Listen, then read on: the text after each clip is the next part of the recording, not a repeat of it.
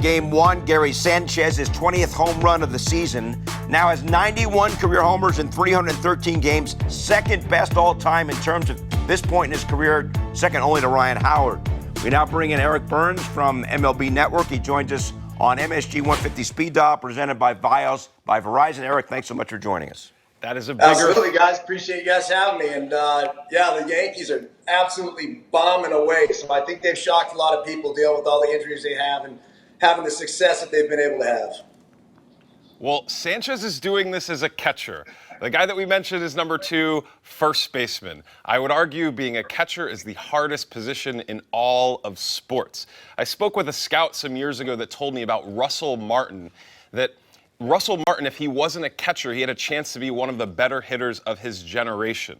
So with that said, what do you feel about Sanchez still being a catcher, right? He's still in some of those young years. If you're playing GM, do you believe in that? Do you believe in taking away some of those duties to just let him flourish as a hitter?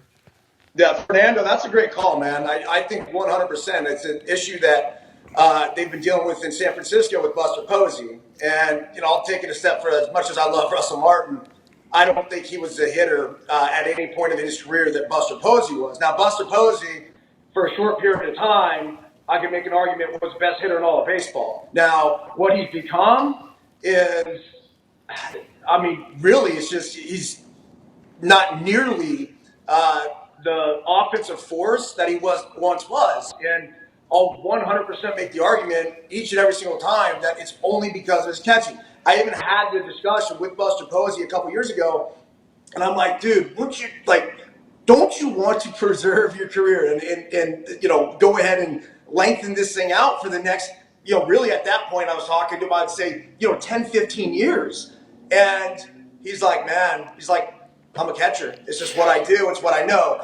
And I think this is the point, and I think even this is going to be the same thing with Gary Sanchez eventually going forward, is that someone's going to have to come in. Now, if you're the Yankees right now, it all depends. How long do you have him signed up for? So when I'm the Giants and I finally signed Buster Posey to like the 9 or 10-year deal, whatever it was, that's when I say, dude, enough's enough, because I paid for this bat for the next 9 or 10 years. Same thing with Gary Sanchez. If you're going to have him for 6 years and then he's going to hit free agency, yeah, go ahead, use up his catching, and if his bat plays, his bat plays. But eventually, it catches up with each and every one of these guys. But it's incredible the numbers you guys just gave me about where he is thus far in his career, and right behind Ryan Howard at this few games. And further complicating things right now, his catching is improving, which is sort of annoying the situation as well. I have a question for you about the balls. Lots of homers. The ball,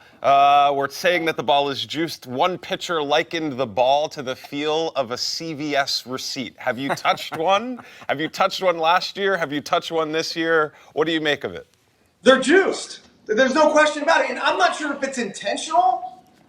In Major League Baseball, going out of the way to make the ball more lively, but this isn't new. This isn't an accident. Now, it's all said the balls didn't show up this year. Like, we've seen home runs on the rise now for a few years, and I think there was a period. I think we go back 2-3 seasons where all of a sudden we started seeing balls fly to areas of ballparks that I've never seen before. And then the other thing is too. Remember, these hitters understand what is getting them paid. It's on-base percentage, it's slugging percentage, it's the ability to drive the ball out of the ballpark. So all of these kids now are growing up with this launch angle swing where instead of, I was taught to swing down on the ball, down on the ball, down on the ball. Even Derek Jeter probably say the same thing. A-Rod even has talked about it before, swing down to the baseball. Well, what we didn't really know is that you swing down to the ball and then you stay through it and then you come up through it, right? Well, these kids now, they're taught to get on plane with the ball. So basically, it's like, just think about a ball coming in, you get the barrel on plane. Now, there's more swing and miss with this sort of swing, but it's also the ability to elevate the ball and hit the ball out of the ballpark. Never in my life have I seen more 5'9" dudes going oppo taco. And it's just like, that was reserved for the big, bad beast, right? The dudes that are 6'5", 230. And now you're seeing balls just, again, fly to these areas of ballparks that I've never seen before. I'll make one, big sort of, I'd say, statement of support for this. I'd much rather have the ball juiced as opposed to the player. So if home runs are something that we want, right, as a sport, I think they're exciting. I don't think anyone's going to complain about the home run. I think people are going to complain about the strikeouts. And we want more action. But for the most part, go ahead and juice the ball as long as you're not juicing the players. Eric, you're close by. Next time you got to come in the studio. We're going to let you go, and I want to mention your book, The F-It List, Life Lessons from a Human Crash Test Dummy. When you come in next time, we can talk about the book, okay?